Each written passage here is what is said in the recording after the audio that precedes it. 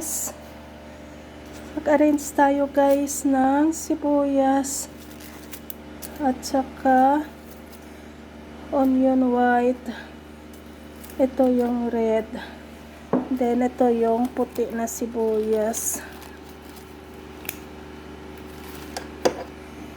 Ilagay natin siya dito guys.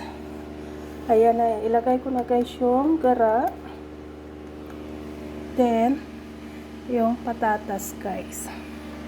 Ito na lang yung onion white and red.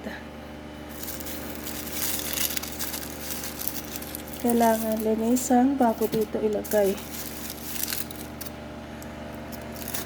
Ayan pa guys yung carrots. Ayan. And then ayan guys, i-arrange ko lang yan guys mamaya, yung carrots. And then ito yung okra.